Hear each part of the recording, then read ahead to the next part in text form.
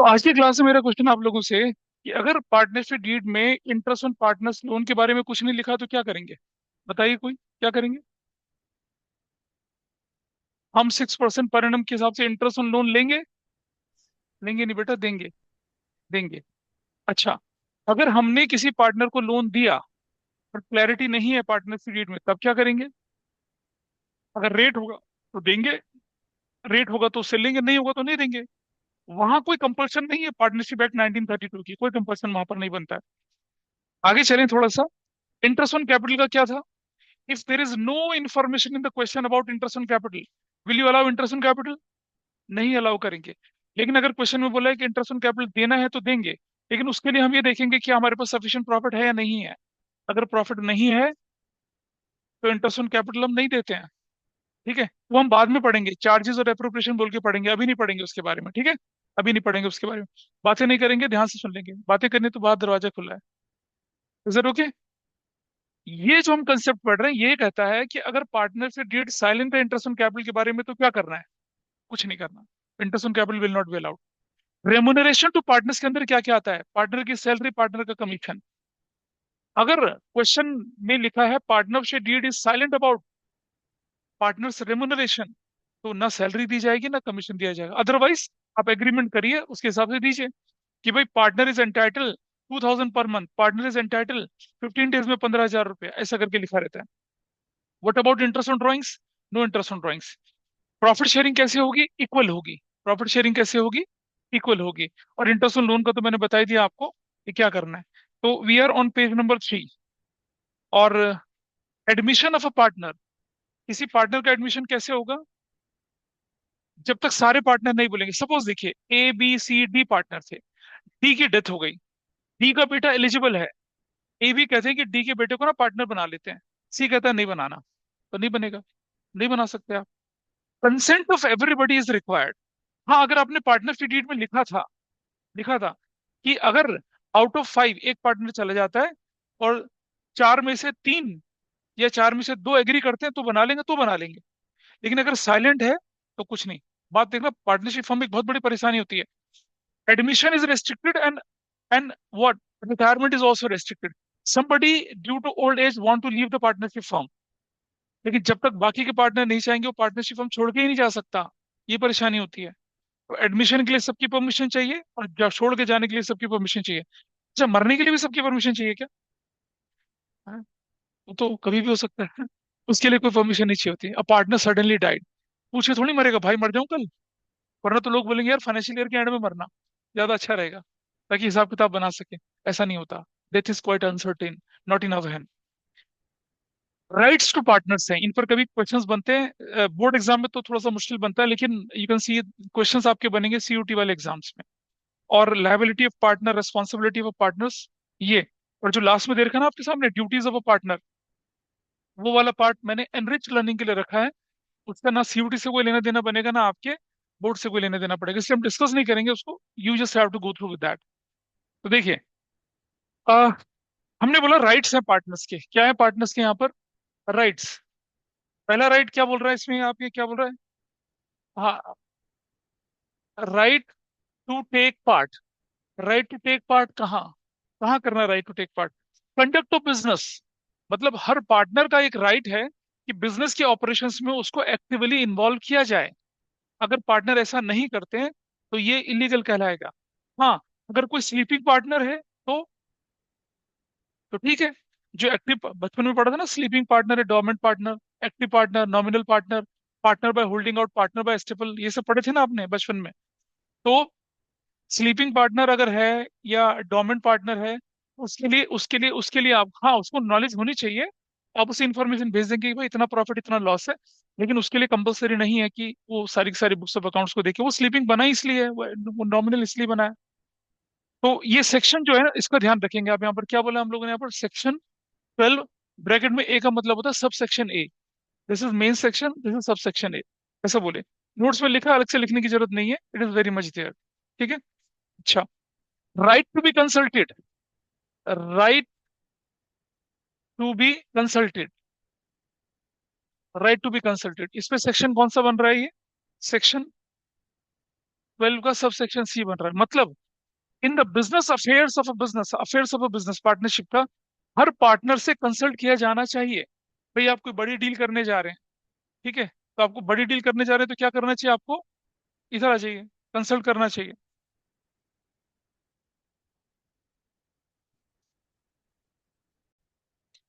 Anyway will move it with fast, क्योंकि जो जरूरी चीजें उसका डिस्कशन हम लोग लेके चलेंगे।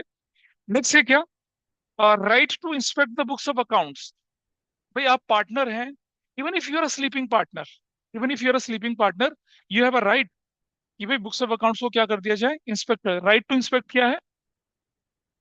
Right to inspect books of accounts. कौन सा सेक्शन बोला है इस पे? सेक्शन 12 का सब सेक्शन डी चलता है। ठीक है जी। नंबर 4।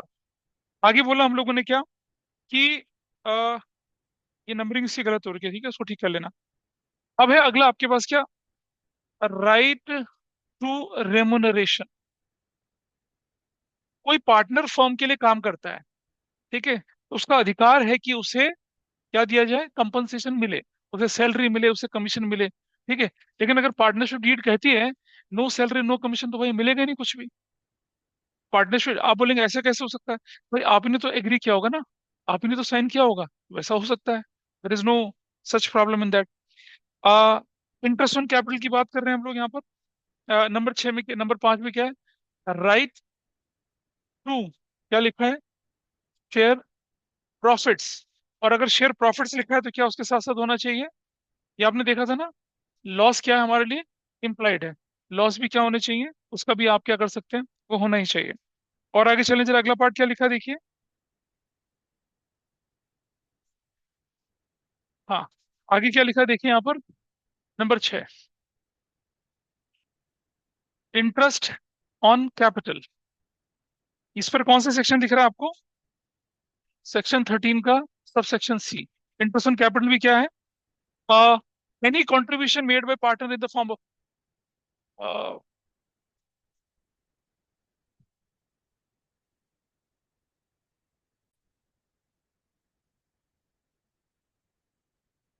अच्छा, अभी हमने पढ़ा था ना कि if the partnership deed is silent, तो पार्टनर का राइट है कि उसे क्या मिले, इंटरेस्ट एट द रेट 6% मिले। कौन सा सेक्शन बोल रहे हैं? सेक्शन 13 डी है भाई। क्या है आपका? नंबर 7। क्या राइट है आपका? Right to receive. Right to receive क्या चीज? Interest on what? Interest on loans advanced. Advance मतलब दिया, एडवांस्ड बाय, नहीं नहीं रुक जा भाई, by by the partner to the firm,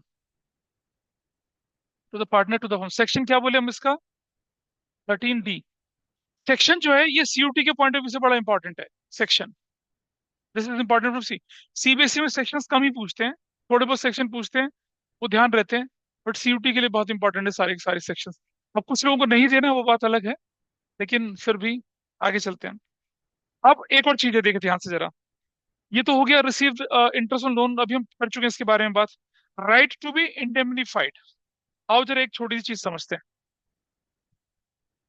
एक एग्जांपल और। There are 4 partners. Partner A है, पार्टनर बी है, पार्टनर सी और पार्टनर डी है। 4 पार्टनर आपके पास हैं, ठीक है जी। और ए बी सी डी चारों पार्टनर बहुत एक्टिव है पार्टनरशिप फॉर्म के लिए, and they are doing their duty on due course of time. तो मान लिया जाए कि जैसे सपोज ये पार्टनर है आपका, और ये आपका जो बिजनेस है वो चलता है शहर के अंदर, और आपका गोडाउन जो है वो शहर के बाहर है। जनरली क्या होता है, गोडाउन्स वगैरह जो होते हैं वो आप सिटी की लिमिट के बाहर रखते हैं, क्योंकि सिटी के अंदर तो क्या होता है, जमीन महंगी होती है।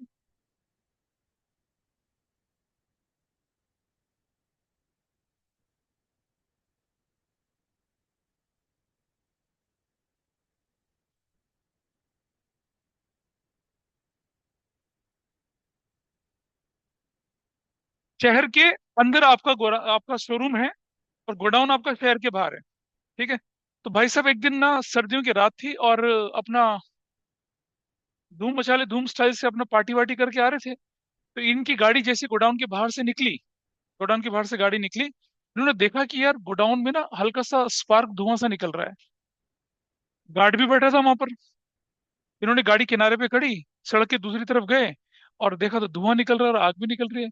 गार्ड साहब अपना कंबल लेके सोए पड़े हैं। मैंने कहा उठ भाई, क्या हो रहा है ये? कह रहा सर सर सैल्यूट वैल्यूट। अरे ये देख आग लग गई यहाँ पर।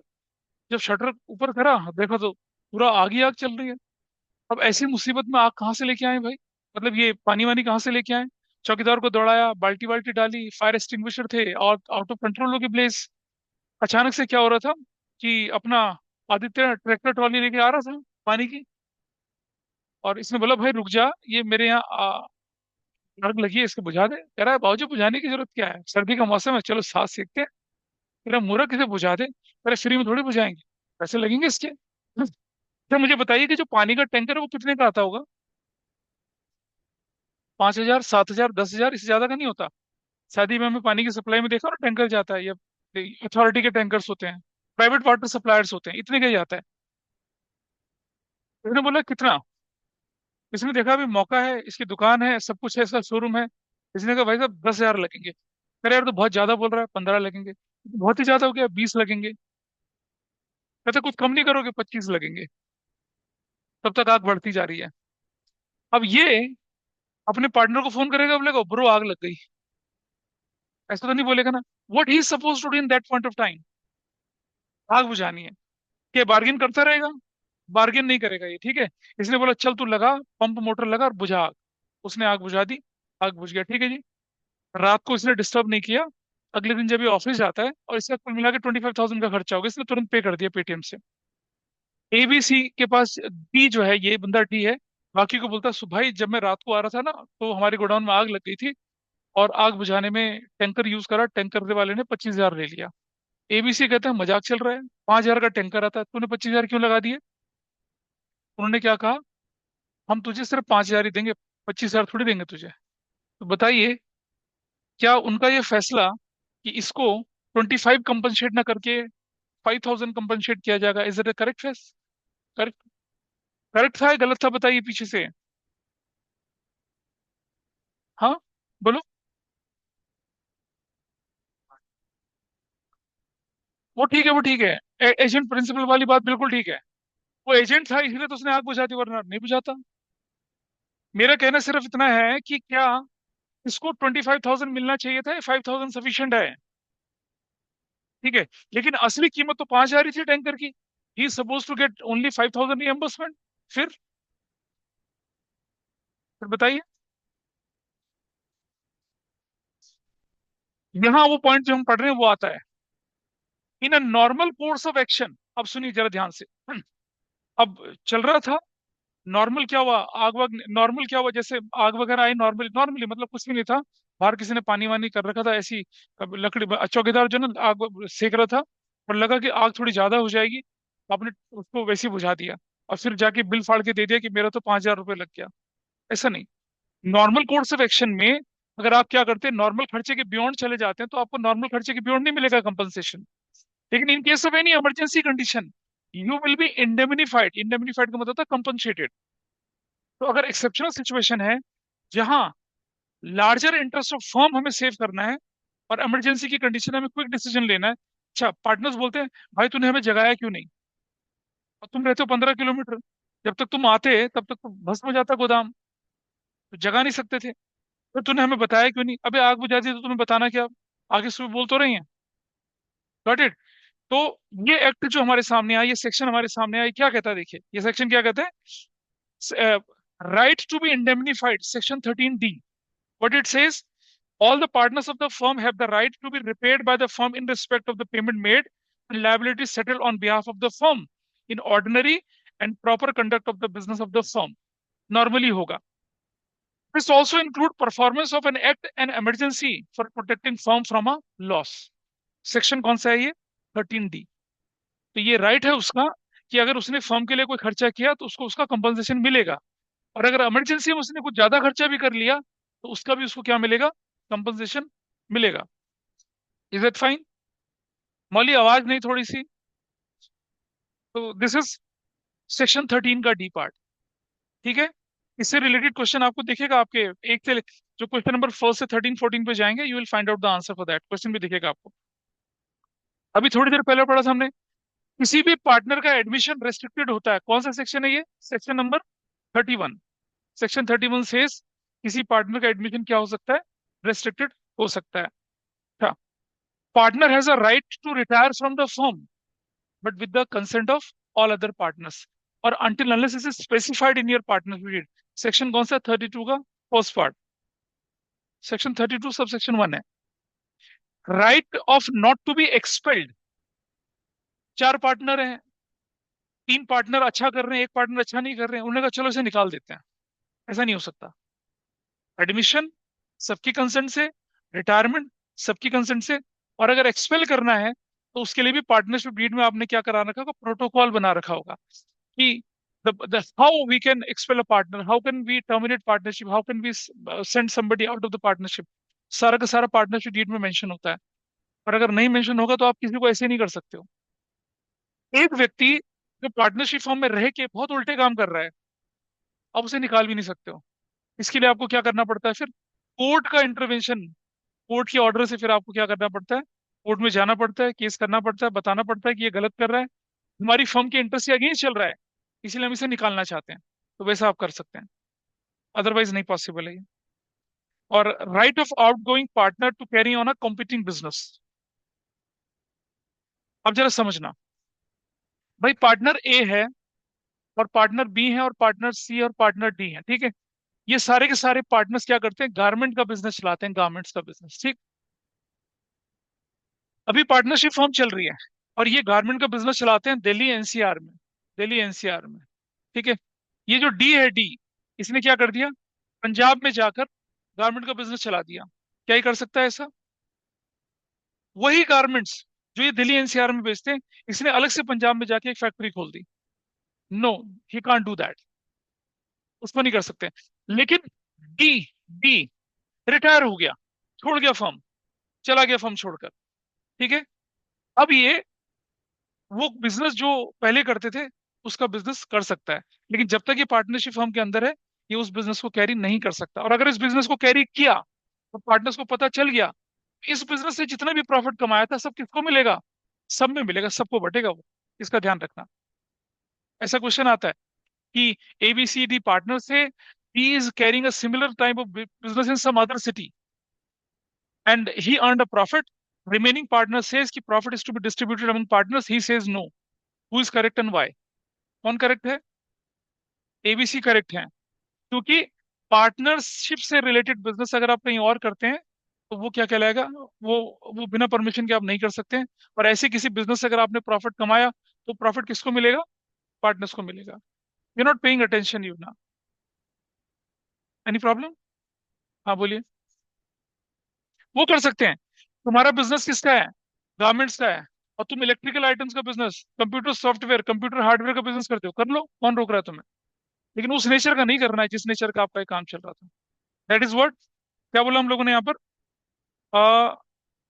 Right of outgoing partner to carry on a competing business. Section कितना है इसका? 36 सब section 1। Unless otherwise agreed by partners a firm में dissolve on the death of a partner. अगर कोई प्रोविजन ही नहीं है, ठीक है, तो A B C D partner थे और डी की क्या हो गई? डेथ हो गई। डी की डेथ होने से क्या हो जाएगा? पार्टनरशिप फॉर्म बंद हो जाएगी। लेकिन अगर पार्टनरशिप डीड में लिखा है कि in case of death of a partner form will continue and sufficient amount of compensation will be given to the legal successor of deceased partner, तो चलेगा। लेकिन नहीं मेंशन है तो क्या हो जाएगा? बंद हो जाएगा।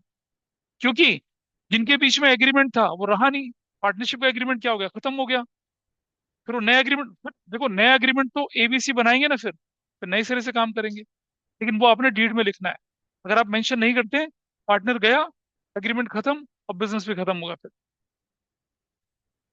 और right to dissolve the partnership, ठीक है, ये सेक्शन 40 है। डिसोल्यूशन चैप्टर को हम क्या करेंगे? सबसे लास्ट में दोबारा से पढ़ेंगे। तो ये इंपॉर्टेंट राइट्स है पार्टनर्स के। अब लाइबिलिटीज होती हैं पार्टनर्स की, और ये जो ड्यूटीज है ना, ये कुछ नहीं है, ये बेसिकली पार्टनर की लाइबिलिटीज ही हैं। लाइबिलिटीज मतलब functions to be perform by partner, या मैं बोलूँ कि moral responsibilities of a partner towards partnership firm. इसकी बात कर रहे हैं। तो लायबिलिटीज ऑफ अ पार्टनर है। इसको जरा ध्यान से देखेंगे यहाँ पर। अ,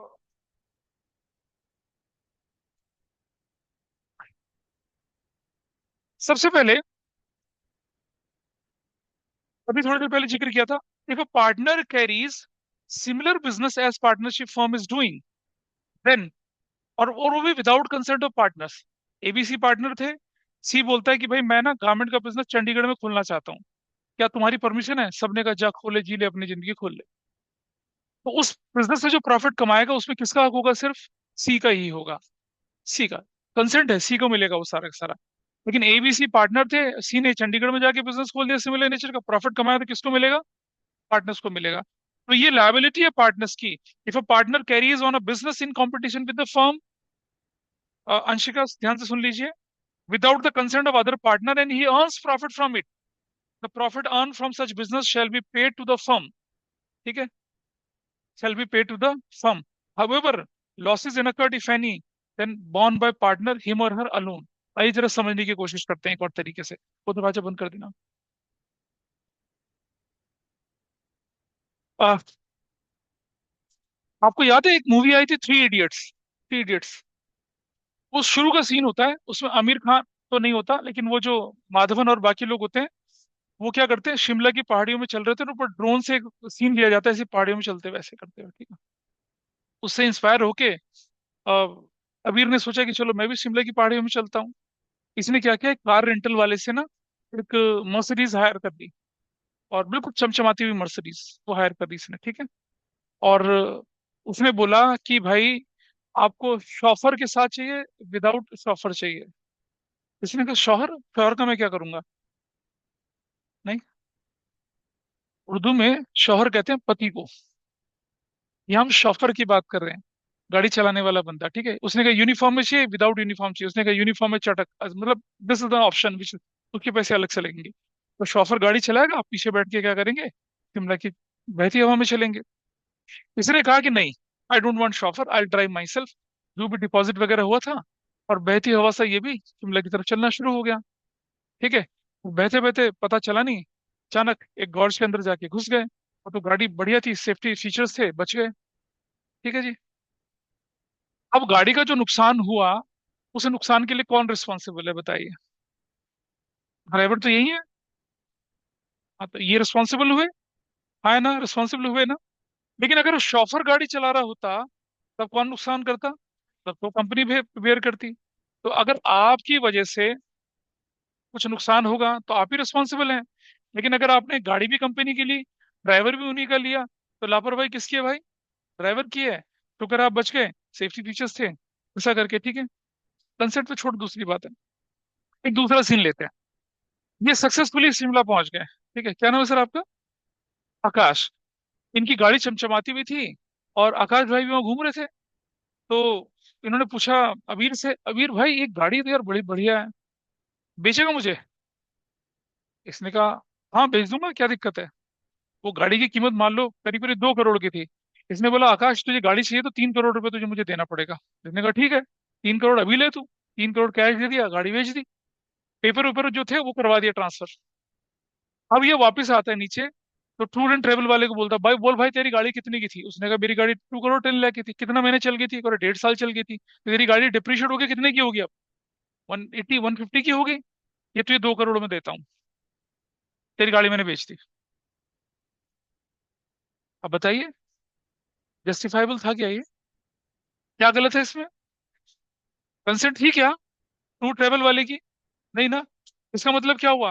ये तो हम किसी की भी गाड़ी उठा के चले आए, कहीं भी बेच आए, ये तो फिर बढ़िया हो जाएगा। नहीं, कंसेंट नहीं थी। अगर ये बोलता टूर ट्रैवल वाले को, सुन भाई तेरी गाड़ी 1 करोड़ 80 लाख रुपए की है, और वो 3 लाख 3 करोड़ में बिक रही है, बेच दूं? कहता भाई बेच दे। तो क्या होगा? लेकिन तुझे 2 करोड़ ही मिलेंगे, बाकी मेरा कमीशन है। कह रहा हाँ बेच दे। ऐसे में क्या होगा? 2 crore is to be given to the dealer, और 1 करोड़ ये अपने पास रख लेगा। लेकिन अगर इसने उसकी कंसेंट के बिना उस गाड़ी को बेचा, तो क्या होने वाला है? 1 करोड़ नहीं, पूरा का पूरा 3 करोड़ किसका है? ठीक है। और इसके ऊपर क्या होगा? फॉर्जरी 420 का केस अलग से लग जाएगा। नहीं कर सकते आप ऐसा। तो अब हमारा जो पॉइंट आया क्या, यहाँ देखिए।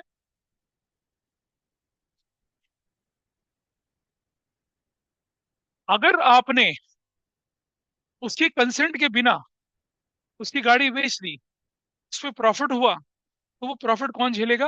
वो प्रॉफिट किसको मिलेगा? ओनर को मिलेगा। प्रॉफिट ओनर को मिलेगा। लेकिन उसकी कंसेंट के बिना अगर आपने कुछ किया और नुकसान हो गया, तो वो आप ही को भरना है। नुकसान आप ही को भरना है। उसमें किसी का शेयर नहीं होगा। प्रॉफिट होगा। Let's take this into the partnership. अगर आपने पार्टनरशिप फर्म की परमिशन के बिना कोई काम किया, उसमें प्रॉफिट कमा लिया, तो प्रॉफिट कौन मिलेगा? सारे पार्टनर्स को मिलेगा। लेकिन अगर आपको लॉस हो गया, तो लॉस कौन बेयर करेंगे? सिर्फ आप ही बेयर करेंगे। उसमें पार्टनर्स का कोई रोल नहीं होगा। आप बोलेंगे ये तो गलत है। अब गलत है सही है, तो कानून में लिखा है, इसको हम चैलेंज नहीं कर सकते हैं। Is that okay? तो दिस इज द लायबिलिटी कि losses incurred if any are borne by him और हर अलोन। उसी को झेल करना। Is that okay? प्रॉफिट किसको मिलेगा? लेकिन फर्म को मिलेगा। लॉसेस फर्म नहीं बेयर करेंगी। If a partner earns profit from any transaction of the firm from the use of firm's property or a business connection, the profit so earned shall be paid to the firm. ठीक है? लेकिन अगर permission देके होगा, तो proportionately बटेगा। It goes in that way. ठीक है जी। आ, अब आई रिस्पॉन्सिबिलिटीज। क्या क्या रिस्पॉन्सिबिलिटीज हो सकती है, इस पर भी क्वेश्चन बनता है। तो यहाँ रिस्पॉन्सिबिलिटीज देखिए, ये बहुत जनरल है। To be faithful to the other partners. मतलब क्वालिटेटिव एस्पेक्ट्स हैं। आपको क्या होना है? पार्टनर्स के प्रति फेथफुल रहना है। ये नहीं कि आप चोरी करें, सेबोटाज करें, मक्कारी करें, ऐसा नहीं है। और I advise you personally, partnership में मत काम करिए कभी भी। क्योंकि कभी ना कभी पार्टनर्स के क्या होते हैं, एटीट्यूड में बदलाव आता है, and they will tend to hit you. तो या तो अपना सोल प्रोप्राइटरशिप बिजनेस चलाइए, या कंपनी स्टार्ट करिए। That is more safe and more suitable, if if the sufficient amount of fund is there with you. Number दो, sharing of losses है। ये भी उनकी रिस्पॉन्सिबिलिटीज हैं कि अगर प्रॉफिट है तो होगा, लॉसेस को भी आपको शेयर करना पड़ेगा। Rendering real accounts and full information. पूरी की पूरी इंफॉर्मेशन आपको क्या करनी है? बाकी पार्टनर्स के साथ क्या करनी है? शेयर करनी है। देखो भाई, चार पांच पार्टनर होंगे तो एक को तो अकाउंट की रिस्पॉन्सिबिलिटी दी जाएगी, किसी को मार्केट की दी जाएगी, किसी को प्रोडक्शन की दी जाएगी, किसी को ऑफिस एडमिनिस्ट्रेशन की दी जाएगी। हर व्यक्ति को अपना काम क्या करना है? न्यूट्रल तरीके से करना है। और covering up of for any losses cause by the fraud. भाई देखिए, अगर एक पार्टनर कोई फ्रॉड करता है और सस्पेक्टेड होता है, तो बाकी पार्टनर की रिस्पॉन्सिबिलिटी है कि उसे छुपाए ना, उसको सामने लाएं और उसका क्या करें? सेटलमेंट करें, सोल्यूशन करें। कई बार क्या होता है ना, चार पार्टनर हैं, तीन पार्टनर की लॉबी बनी हुई है, वो फ्रॉड करते हैं, चौथे को बताते नहीं है। ये अगेंस्ट हो जाएगा ड्यूटीज के, तो ऐसा नहीं होना चाहिए। Being accountable for any personal profits earn by the partners. अभी हम इसके बारे में बात कर ही चुके हैं। आपने कोई पर्सनल प्रॉफिट कमाया है, तो आपको क्या करना है? It is a duty of yours. उसको किसके साथ शेयर करें? फर्म के साथ शेयर करें। ठीक है? हाँ जी बेटा। हाँ, फर्म के नाम पे। बाकी थोड़ी होगा कि तुम जो भी कमाओगे फर्म को दे दोगे, ऐसे। आपको शायद मालूम नहीं है, एक व्यक्ति कई सारी फर्म में पार्टनर बनता है और अलग अलग तरह के बिजनेस करता है। होते हैं जो एंटरप्रेन्योर लोग होते हैं, वो करते हैं। भाई वो सॉफ्ट ड्रिंक की फील्ड में भी चले जाते हैं, वो क्लॉथ मर्चेंटिंग भी कर रहे होते हैं। चांदनी चौक के जो बड़े बड़े व्यापारी होते हैं, वो क्या करते हैं? क्लॉथ उनका बिजनेस होता है, लेकिन उनका बच्चा रियल एस्टेट संभाल रहा होता है, कोई इलेक्ट्रॉनिक्स से काम कर रहे थे, कुछ कर रहे होते हैं, अलग अलग जगह चल रहे होते हैं उनके। ऐसा नहीं है। हाँ, क्लॉथ से रिलेटेड कोई चीज होगी तो वो आपको फर्म को देना पड़ेगा। लेकिन क्लॉथ का बिजनेस है और आप बाहर इलेक्ट्रॉनिक्स का बिजनेस भी कर रहे हैं, तो कोई रोक थोड़ी सकता है आपको ऐसा करके। ड्यूटीज ऑफ अ पार्टनर्स आप लोगों को खुद देखना है, इस पर हम डिस्कशन नहीं करेंगे। तो दिस थियोरेटिकल शीट हमने क्या किया? डिस्कस किया।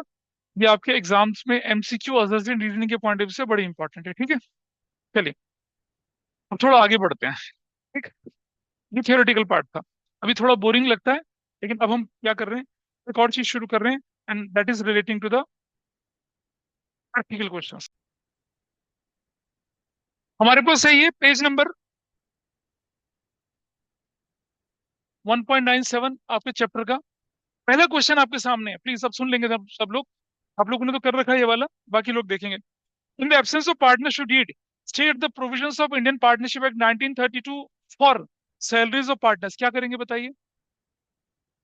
एब्सेंस ऑफ पार्टनरशिप डीड है, सैलरी का क्या किया जाएगा?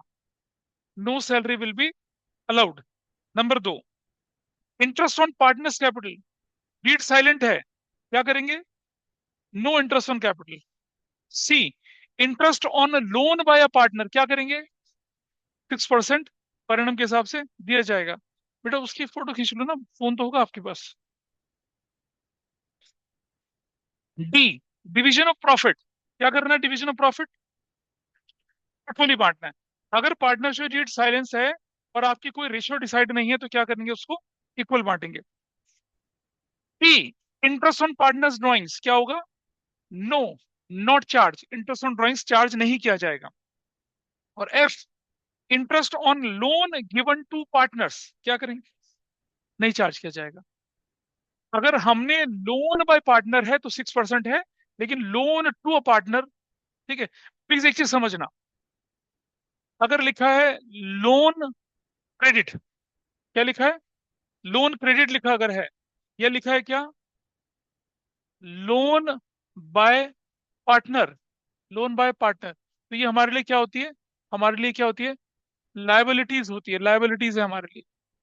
और इस लाइबिलिटी पे क्या होता है? Interest is to be paid on such loan. इसका ध्यान रखेंगे। बच्चे ना डिफरेंशिएट ही नहीं कर पाते हैं कि कौन सा लोन लायबिलिटी वाला, कौन सा लोन एसेट्स वाला है। दूसरा देखिए, अगर लिखा है लोन डेबिट वाला, लोन डेबिट का मतलब होता है कि हमने क्या किया? लोन किसी को दिया, तो क्या होता है ये? Loan advanced, loan advanced by firm to any partner, to any partner. ये क्या होता है? ये एसेट्स होती है। क्या होती है? एसेट्स। और क्या होगा? Interest, interest is charged to be charge on such loan. Interest to be charge, ये चार्ज का मतलब होता है वी हैव टू रिकवर।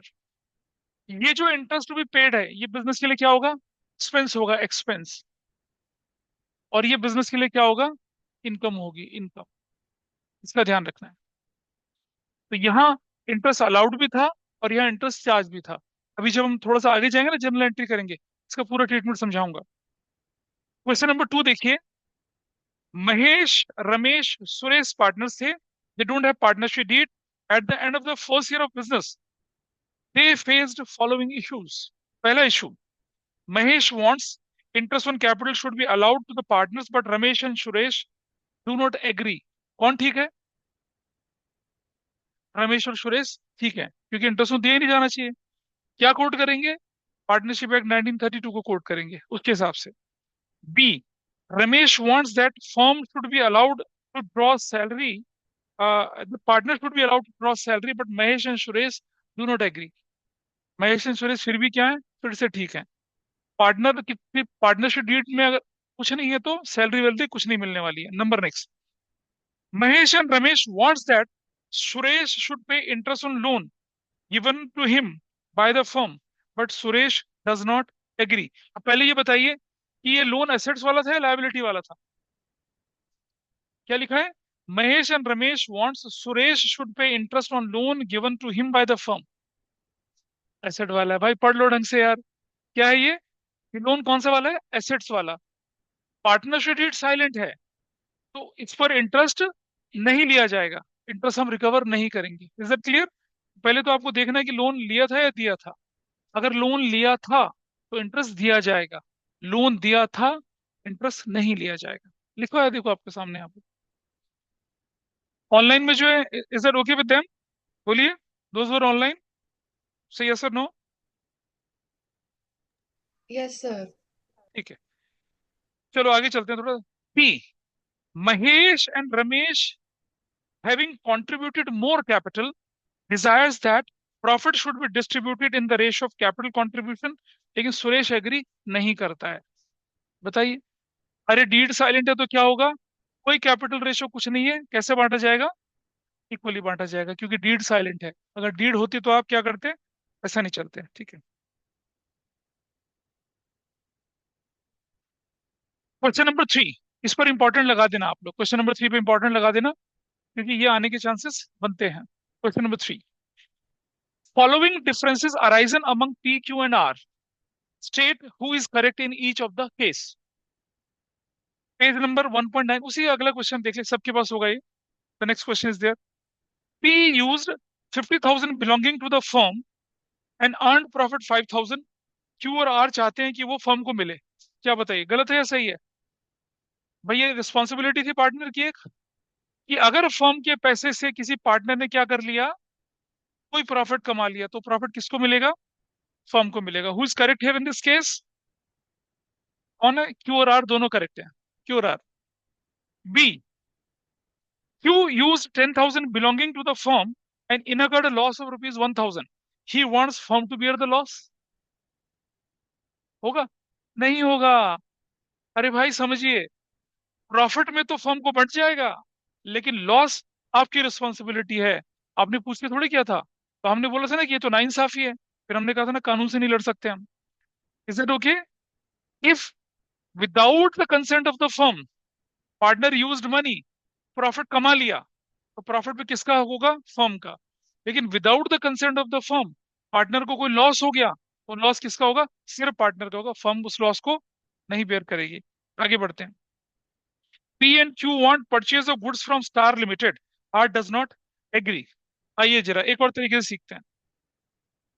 भाई मान लो, व्हाट्स योर नेम? हाँ, ये डी है। दूसरा आपका नाम क्या है? रुद्राक्ष। और तीसरे का नाम क्या है? श्लोक। ठीक है। और एक और आ जाते हैं हम लोग। एक ये पांड्या भी यहाँ पर आ गए हमारे पास। ये चार पार्टनर्स हैं, ठीक है। ये चार पार्टनर्स हैं। अ, अब आप लोग क्या करते हैं, जो टॉयलेट सोप होते हैं ना, जिन्हें सौंदर्य साबुन, लक्स या किसी और तरह का है ना, उस तरह की काफी एडवर्टीजमेंट आता है। एक जमाना होता था कि लक्स साबुन की जो एडवर्टीजमेंट करती थी ट्रेस, वो बॉलीवुड की नंबर वन हुआ करती थी। वही एक्टर, उसकी एडवर्टीजमेंट उतना प्रेस्टिजियस होता था उसका एडवर्टीजमेंट कंपेनिंग मिलना। तो चलिए ठीक है। तो इन्होंने क्या करा, नहाने का साबुन बनाया। और उसके लिए ये तीनों कहते हैं कि उसके लिए कौन आएगा? रणबीर कपूर उसका ब्रांड एम्बेसडर बनेगा। ठीक है जी। और पांड्या कहता है नहीं, कतरीना हसीना वो बनेगी इसकी ब्रांड एम्बेसडर। किसकी चलेगी बताओ? किसकी चलेगी? इनकी चलेगी। Majority wins. क्या होगा? Majority wins. Is it okay? तो जितने भी फैसले होंगे पार्टनरशिप में, वो किसके हिसाब से लिए जाएंगे? मेजोरिटी के हिसाब से। तो क्वेश्चन में क्या लिखा है? पी क्यू चाहते हैं कि गुड्स खरीदी जाए स्टार लिमिटेड से, आर एग्री नहीं करता, तो किसकी चलेगी? किसकी चलेगी? हाँ चलो ठीक है, अब जरा रुकिए, एक और देखिए, ध्यान से सुनना। ए, ये डी, आर और एस चाहते हैं कि हमारी फर्म में आ जाएं।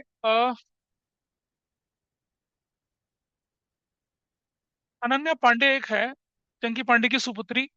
ये चाहते हैं कि इसे पार्टनरशिप फर्म में रखा जाए, पार्टनरशिप फर्म में रखा जाए इसको, ठीक है। लेकिन पांड्या कहते हैं नहीं, नो, बिग नो, उसकी शक्ल ही पसंद नहीं है मुझे। अब बताइए, काहे नहीं आएगी? Majority win. मेजोरिटी विन ही चलेगी यहाँ। तो as far as admission is concern, यहाँ डेमोक्रेटिक सेटअप नहीं चलेगा। सामान खरीदना, एग्रीमेंट करना, सप्लाई लेना, डिलीवरी करना, वहां चलेगा सब कुछ। ठीक है। गुड्स के सब वहां चलेगा।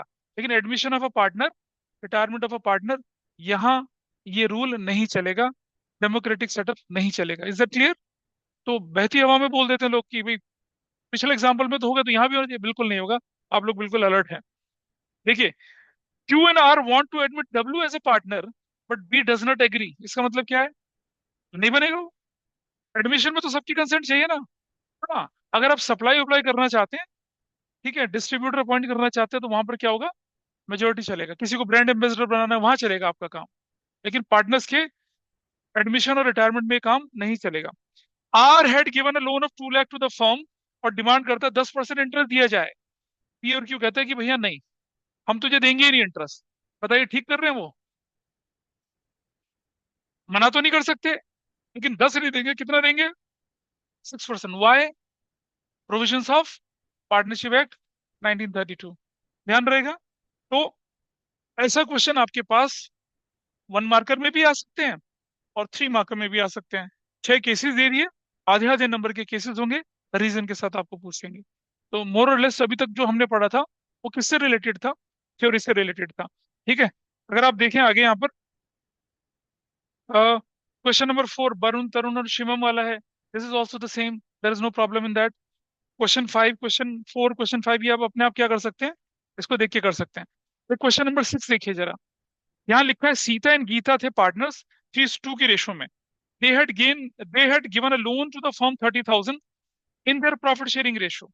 ठीक है जी, मतलब 30,000 को प्रॉफिट शेयरिंग रेशो में लोन दे रखा है, 1 अक्टूबर को दिया। Partnership did not prescribe interest on loan from partners, तो आपको बोले इंटरेस्ट कैलकुलेट कर लीजिए, जरा देखिए ध्यान से। पहले मुझे बताइए, एक व्यक्ति कौन है, सीता, और एक व्यक्ति कौन है यहाँ पर, गीता। गीता की स्पेलिंग क्या लिखी है, डबल ई टी, गीता। ठीक है, और ये क्वेश्चन कौन सा कर रहे हैं हम लोग, क्वेश्चन नंबर 6 कर रहे हैं। पेज नंबर कौन सा है हमारे पास, ये 1.999 है। अच्छा, इन्होंने लोन कितने का दिया फर्म को, इन्होंने लोन दिया 30,000 का। लोन की डेट क्या थी, 1/10/2000 कितना है, 24 है। और सुनो, ये लोन किस रेशो में दिया है इन्होंने, 3:2 की रेशो में। जरा कैलकुलेट बताइए कितना कितना आएगा। इसने लोन कितना दिया, 30,000 इंटू 3/5, बताइए कितना बनेगा, 18,000 बनेगा। इसने कितना दिया, 30,000 इंटू कितना, 2/5, तो कितना बनेगा, 12,000। मतलब ये लोन 12,000 है, ये लोन कितना, 18,000 है। अब पार्टनरशिप डेट में कुछ प्रोविजन ही नहीं है, तो बताइए इस पर इंटरेस्ट लोन कितना बनेगा, 18,000 का कितना परसेंट, 6/100। लेकिन भाई 6/12 पे करना है। क्यों करना है 6/12, क्योंकि वो अक्टूबर में लिया है, अक्टूबर से 31 मार्च 2022 के 5 के लिए। तो अच्छा, और इसका कितना बनेगा, 12,000 इंटू 6/100 इंटू कितना बनेगा, 6/12। अच्छा, अगर ये लोन 1/1/25 का होता तो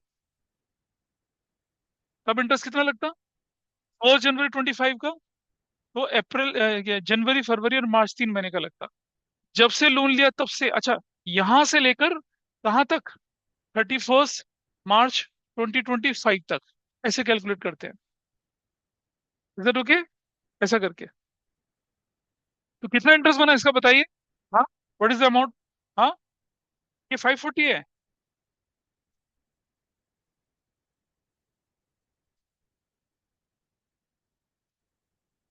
540, व्हाट अबाउट दिस, कितना बन गया, 360। ऐसे ऐसे लोन की इंटरेस्ट की कैलकुलेशन हुई। रेट नहीं भी दे रखा, तभी भी आपने क्या किया, पार्टनरशिप एक्ट के प्रोविजन को फॉलो किया। कितना इंटरेस्ट दे दिया, 6% दे दिया। ठीक है, तो अभी तक जो हमने थियोरेटिकल चीजें पढ़ी थी, उसका इम्प्लीकेशन क्वेश्चन में इस तरह से दिखता है आपको। डॉक्यूमेंट मैंने आपको पकड़ा दिया इंटरेस्ट ड्राइंग्स का, जो जो डॉक्यूमेंट आपको मिले वो आपको साथ लेके आना है। ठीक है, पिछले भी साथ रखना है, हमेशा फोल्डर बनाइए, उसको साथ रखी चाहिए। मैंने बोला ना 7 topics and you will get 7 notes, 7 documents you will get, आप लोगों को मैं नेक्स्ट टाइम। सो अभी मैं वाइंड अप कर रहा हूँ जल्दी, इसलिए क्योंकि सीनियर्स हमारे साथ बैठे हुए हैं। तो जैसे सीनियर चले जाएंगे हम अपनी क्लास को बड़ा करना शुरू कर देंगे। और my request and advice to all of you, purchase the book. ये लीजिए, किसकी थी, ठीक है, Vaidehi Anant Ahana, your winding up today now. अपनी बुक के 1 to 11 तक क्वेश्चन आप देखेंगे, आप उसको संभाल पाएंगे, कर पाएंगे। ठीक है, तो दैट्स ऑल फॉर टुडे।